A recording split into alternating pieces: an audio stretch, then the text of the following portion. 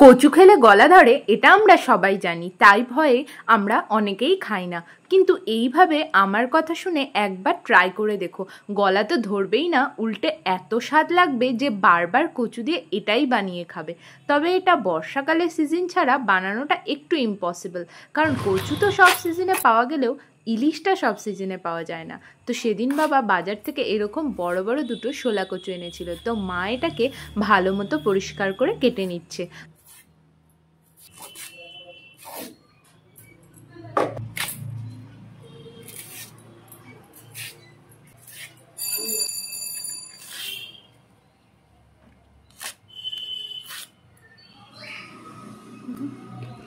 এইভাবে ডুমডুম করে সমস্ত কচুটাকে কেটে নিলাম।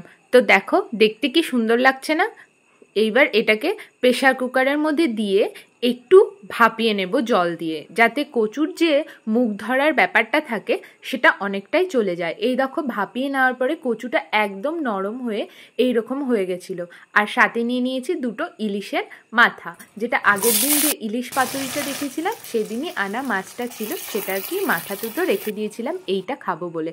তো তেলের মধ্যে কালো জিরে আর অনেক কটা কাঁচা লঙ্কা ফোড়ন দিয়ে তারপরে সেই সেদ্ধ করে রাখা শোলা কচুটাকে ছেড়ে দিয়ে লবণ আর হলুদ দিয়ে এইভাবে ভালো মতো কষিয়ে নিচ্ছি। তারপরে কিছুক্ষণ ঢাকা দিয়ে একটু কষিয়ে নিলাম। তারপরে এই যে মাথা দুটো ভেজে রেখেছিলাম সেই মাথা দুটোকে দিয়ে এইবার হচ্ছে মাথাটা ভাঙার পালা। তো আমি যেটা ভুল করেছি, মাথাটাকে আগেই ভেঙে ওর মধ্যে দিতে হতো। তো মাথা ভাঙতে গিয়ে আমার অবস্থা পুরো নাজেহাল। তারপরে অবশেষে কষ্টে শিষ্টে মাথাটা কোনোভাবে ভাঙার পরে সেটাকে এই যে এইভাবে মিশিয়ে নিচ্ছি, আর ওপর থেকে কাঁচা সর্ষের তেল দিয়ে দিচ্ছি। সর্ষের তেলটা যেন আলাদাই একটা ফ্লেভার অ্যাড করে এর মধ্যে। তো দেখো দেখতেও কি সুন্দর লাগছে না? তারপরে এটাকে এবার আরেকটু কিছুক্ষণ ধরে এইভাবে কষিয়ে নিয়ে যখন এটা কড়াই থেকে উঠে আসার মতো পজিশনে চলে আসবে, মাখো মাখো পুরো ভর্তার মতো দেখতে লাগছে, তাই না? তারপরে এটাকে বুঝতে হবে কমপ্লিট হয়ে গেছে। এরপর এটাকে আমি একটা বাটির মধ্যে সার্ভ করে নিচ্ছি। তোমরা এইটাকে যে কোনো কিছুর সাথে খেতে পারো, তবে ভাতের সাথে দারুণ লাগে মেখে খেতে।